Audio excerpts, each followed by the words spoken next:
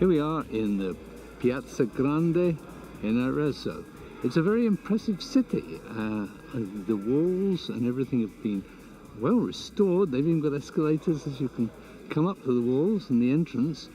The city fathers have really been spending the money, and it's really very well done.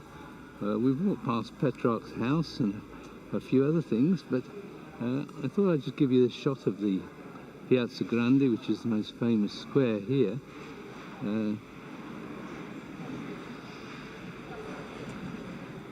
As you can see, it's very well restored. Now, this is quite old.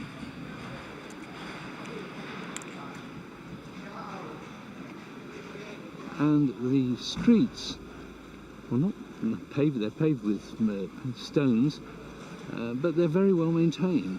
And clearly there's been a lot of restoration work, but it's very good quality. This magnificent arcade, it stretches way beyond there, right the way down to another street. And look at the restored main square. It's on a slope, as you can see down here, but it's been very well done. I'm standing right in the middle of the square, in the circle.